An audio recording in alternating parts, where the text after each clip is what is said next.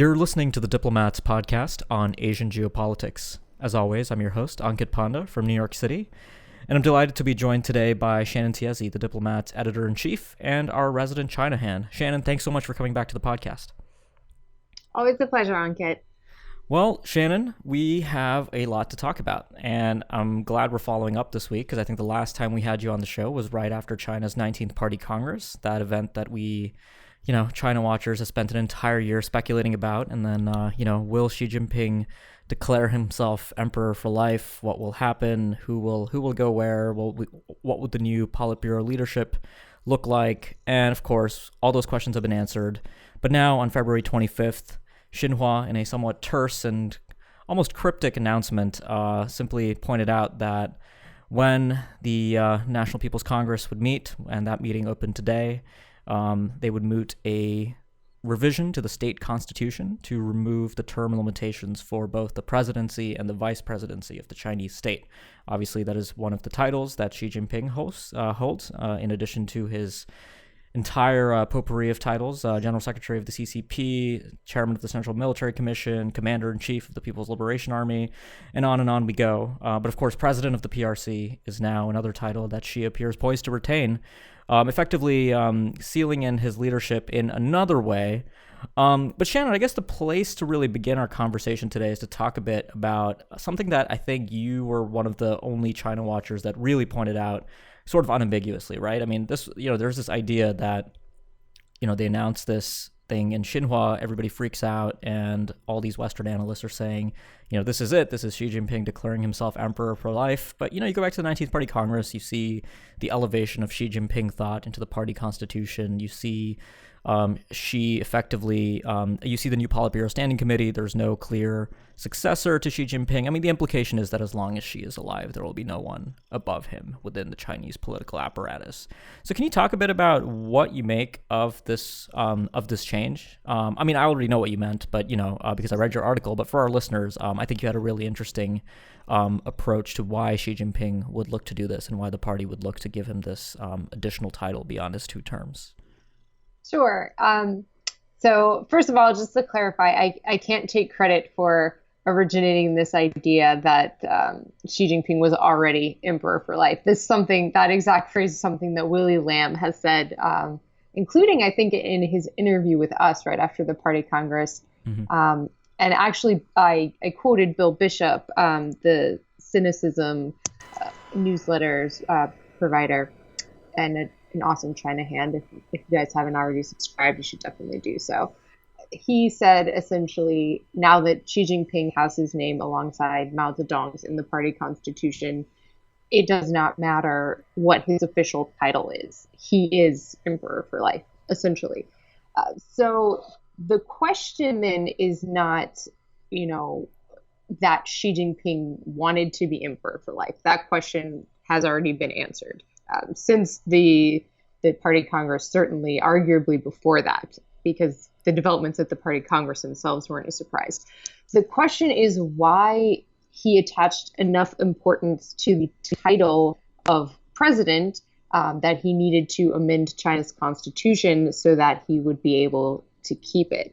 And as I pointed out in my article, the presidency is not the source of Xi Jinping's power. And this is a point that is very obvious that everyone who is even passingly familiar with China is well aware of, but that wasn't getting obviously pointed out in the analysis of Xi keeping the presidency. Is this question of, does it even really matter if Xi is still the president, because his power comes from his role as General Secretary of the Chinese Communist Party, the CCP, and chairman of the Central Military Commission. And there's no real firm rule that he would have to step down after 2 terms in either of those positions. And in fact, that was part of the justification for changing the term limit for the presidency is, well, the CCP General Secretary and the CMC chairman positions don't have term limits, so we're just bringing them all in line. But, Jiang Zemin handed over the presidency to Hu Jintao, but kept the chairmanship of the CMC and was sort of a shadow ruler behind the scenes for, at least 2 years, arguably more. And then Deng Xiaoping himself, he was never the president. He was never even the general secretary of the CCP, and no one would argue that he wasn't the most important leader in China for, at least the 80s, into the 90s. It's kind of debatable when he was ultimately supplanted by Jiang. So my argument was that the presidency, even though it doesn't invade the holder of that title with any power, it brings a sort of international prestige in a way that matters more now for Xi than it did when Jiang Zemin was willing to step down. There's a lot more international meetings that China is a part of that it's represented by the president, that Xi Jinping would not be able to attend if he did step down as president, in 5 years. So that was my thought on as to why he felt so strongly on keeping the presidency that he was willing to make his intentions crystal clear. Mm-hmm.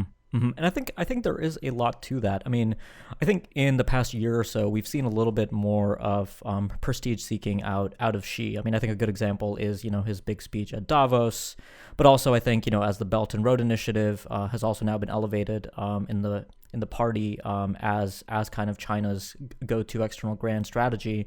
It would seem like, that Xi would want to retain that ability to appear alongside other world leaders, other heads of state, well into the future, even as he retains control of the country. And also, China talks about, major country relations all the time, and the two other major powers, Russia and the United States, are both going to be led by presidents. So if she wants to be seen on par with the U.S. president, with as China continues to pursue some kind of G2 arrangement, plausibly, assuming that U.S.-China relations don't fall off a cliff soon. That I think having that title will be useful. So I think that foreign affairs angle is quite helpful.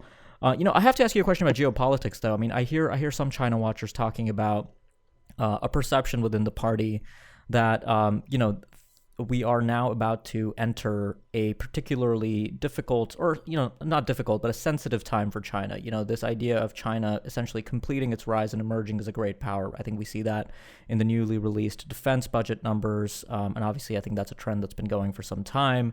But do you think that there's something kind of uniquely in the psyche of the party leadership and the way that they think about Xi? I mean, and especially within Xi's faction, that that leads them to think that having Xi specifically retain the title of president will be uniquely useful in the next 10 to 15 years as China kind of enters this period of head-on transition with the United States as a peer power, no longer as a rising developing country. I think from a perception standpoint, it is important because if you think about the things that really define China stepping onto the world stage, you're mostly thinking of, Xi Jinping's policies and Xi Jinping's slogan. He is the originator of the Belt and Road Initiative, which is really the framework for arguably every single foreign policy move that China makes. Certainly, it's appearing in the official statements made by Chinese leaders on almost any visit. You pick a country around the world. If a Chinese official is speaking there, I give you good odds that they're going to mention the Belt and Road. So having Xi Jinping, who is the face of that initiative, continue to be the face of China leads to some continuity that I think is valuable. But even in a broader sense, kind of the intersection of the domestic and the foreign policy, when Xi Jinping, his other slogan obviously is the Chinese dream, the great rejuvenation of the Chinese nation, which is really, it's a domestic goal, but it's outward focused in a sense, because it's about China taking what is seen as its rightful place on the world stage. So again, I think to have the man who is most closely associated with that phrase continuing to lead China and continuing to be the one to champion achieving that goal, I think is going to be very useful to the party. Mm-hmm, mm-hmm. And, let me get to the question that I think has been most polarizing among China watchers, which is this a sign of strength or weakness? And, we can talk about whose strength or weakness. Obviously, I think it's a little bit less ambiguous when we're talking about Xi Jinping's strength or weakness, but about the Chinese political system as a whole. I think there have been longstanding questions about the sustainability of a system like this. And I think in the 80s, obviously under Deng, with the changes away from personalized dictatorship towards leading by committee, that was recognized somewhat internally. So what's your read? I mean, is this going to lead to a new era of dangerous, chaotic Maoism in China, or something like it? I mean, obviously Xi is a different political thinker than Mao. He doesn't relish the idea of chaos in itself necessarily. But there are legitimate concerns about continuing repression, continuing erosion of freedom. I mean, certainly China is not heading in a liberal direction of reform as many in the West might have imagined a few years ago. But what's your read on what this says about the Chinese system? I think obviously Mao Zedong's China and Xi Jinping's China are so completely different that comparing them is a tricky proposition. But if we are going to compare them, I think the danger here is not so much a modern day cultural revolution as a modern day great leap forward. Because as you said, Xi Jinping doesn't want chaos. He wants the opposite of that. He wants stability, and that's the great justification for this move, is stability. We can guarantee that Xi Jinping is going to continue to lead China.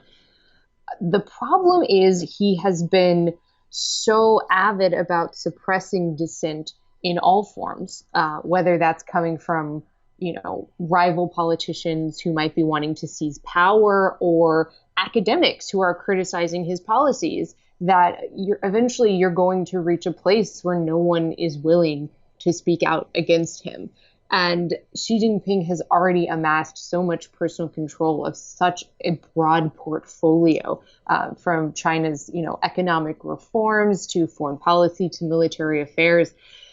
It doesn't matter how great of a leader he is. One person cannot be an expert on all of those things, right? He needs input from, policymakers, academics, people who have devoted their careers to these fields.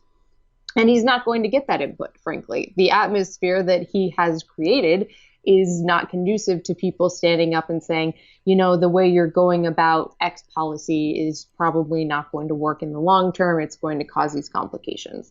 And that's what happened in the Great Leap Forward. Mao Zedong's policies were an unmitigated disaster. And I think most of the experts would have seen that coming, but they were too afraid to tell him. And the officials implementing the policies and seeing how disastrous they were on the local level were too afraid to admit that they weren't working. And so this situation quickly snowballed out of hand, and that's why you had this gigantic famine. Now, in terms of the scale of what goes wrong, I think we're not going to see anything close to that for the Great Leap Forward.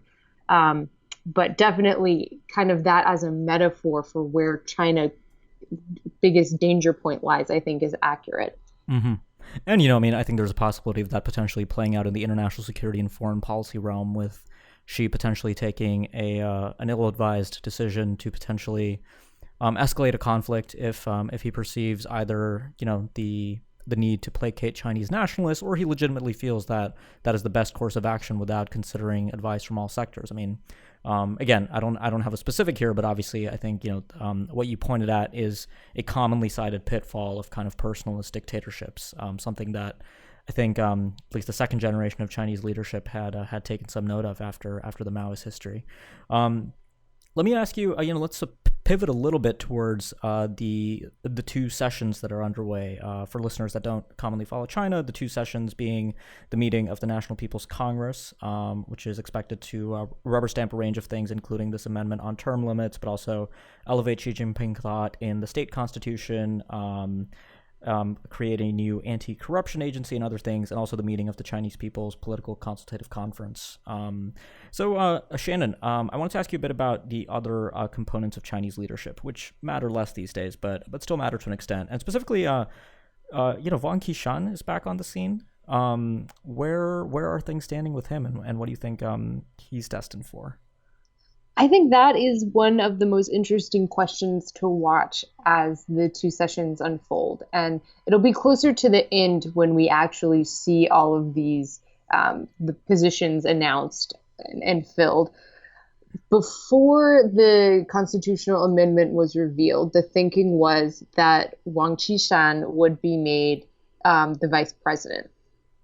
After he stepped down at the end of the party congress, generally an official would have gone into retirement, but Wang appeared on the delegate list for the National People's Congress, which is a very strong signal he's going to be holding some sort of policy position.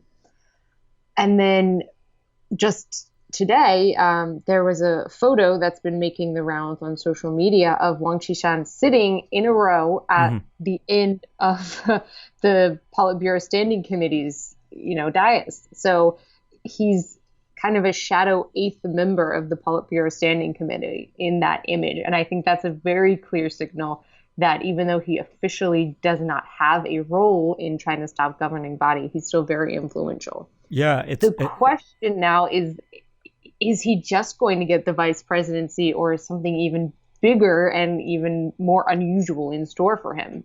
Because she's clearly willing to break norms when he thinks it's in his best interest and in the party's best interest. So that's, I think, the most interesting thing to watch. Yeah, no, it's a remarkable photograph with Xi and Wang essentially bookending the rest of the Politburo Standing Committee. It's quite powerful. And then, of course, when they're making the presentation, you just see Wang kind of not even looking at the report in front of him. He's just kind of staring right ahead. I think that's also kind of, I think symbolic of the sway that he carries. Yeah, no, I'll definitely be interested to see what ends up happening to him. I mean, his fate was one of the big questions that people were mulling in the lead up to the 19th Party Congress. We didn't really get any clear answers about where he's going, but certainly I think there might be something interesting in store for him. But just zooming out a bit, and maybe we'll end with this today, and reflecting on the two sessions which have just gotten started. Obviously, we've talked a lot about Xi Jinping and the leadership, but obviously, that's not all that's going on in China. The two sessions, I think, will also turn to issues like economics, the environment, anti-corruption. What else are you looking for out of the two sessions this year? Okay, so I think big picture, the presidential term limit kind of sucked all the oxygen up and was getting all of the attention. But in terms of the constitutional amendment package, arguably over the long term, the creation of the National Supervision Commission will be just as influential. And this is essentially a new state body that is going to be tasked with anti-corruption, right? So we always had the Central Commission on Discipline Inspection, which is a CCP, a party apparatus that is responsible for disciplining party members. And that was what Wang Qishan was previously the head of. But now we're going to have this brand new National Supervision Commission with, provincial and local equivalents at the various levels of government, just being created out of scratch. So it's going to be very interesting to see how this works, to what extent it overlaps with the CCDI. The theory right now is that Zhao Leiji, who is the head of the CCDI, will also be tasked with overseeing the new supervision commission. We'll have to wait and see if that's accurate. But if it is, that essentially means, for all intents and purposes, they're the same body, although they're technically separate. It's kind of a merging of the state and party anti-corruption functions. And this body will have new abilities, broader abilities to bring to bear its discipline on non-party members, which could have big implications. And something else that I think has been overlooked even more so is the new emphasis on the environment. And that's something that you saw in these constitutional packages. There are a couple of little tweaks that put words into the kind of the goal of China's government, saying that it also wants to promote an ecological civilization. It added the word ecological to this list of adjectives that should be used to describe China. And there's rumors that another outcome of the two sessions will be creating this kind of super regulatory body for the environment, something with a bit more teeth than the current Ministry for Environmental Protection that will be able to enforce these regulations. And I think that's an overlooked story, just how seriously the party leadership is starting to take the threats to China's environment. And what exactly are they going to do about it? I think will be very interesting to watch. Mm-hmm. Absolutely. And I think we saw that tension burgeoning during the plenums in the 18th Party Congress. And I think that was backed up by Chinese public opinion, citing environmental concerns quite highly in their list of kind of grievances and concerns. But Shannon, it sounds like the bottom line of a lot of this is this kind of merging of the person of Xi Jinping and his kind of surrounding personality cult with the Chinese Communist Party, with the state. I mean, all of these entities are starting to blur a bit together, and the institutional stovepiping that had kind of kept the persona of the leadership, the party apparatus, and the state council and the state apparatus a little bit differentiated is now starting to blur. Would you say that's a fair characterization? Yeah, I think if you were going to describe one thing that Xi Jinping is doing in modern China, it is kind of erasing the distinction between the party and almost everything else of influence in China, right? Like he's taken control away from Li Keqiang, who is as the premier sort of represents state and the state government, and he's centered it in Xi Jinping himself, which represents the party. And that's one thing the National Supervision Commission is going to take away, what is nominally a state council function, which is, supervision of government positions. Mm-hmm. And that's another thing that we saw in the constitutional amendments, is not that there was any doubt that the Chinese system was led by the Communist Party, but they have put a line saying the leadership of the Communist Party of China is the defining feature of socialism with Chinese characteristics into the main body of the Constitution. Previously, the party was only mentioned in the preamble. So they are really making it crystal clear that the state is the party, is the state. And right now, the party is Xi Jinping as the core leader. So yeah, there's definitely this sort of merger of all these things. And I think the danger, which is what a lot of people have been pointing out in terms of what this means for the Chinese system, is that opens you up to a lot of problems when it comes to a post-Xi Jinping future. Because eventually, whether it's factional infighting or just, 40 years from now, natural causes, you won't have Xi Jinping as the head of China anymore. And what happens then? That's the question. Mm-hmm. Well, I think that's a great note to end on, something for our listeners to think about. Shannon, thank you so much for joining me. Yeah, thanks, Ankit. For our listeners, if you liked what you heard on the podcast, make sure you subscribe. And if you're a subscriber and you haven't yet left us a review on either iTunes or Google Play, please do so. It really helps get the word out about the show. Thanks a lot for listening, and we'll be back next week with more.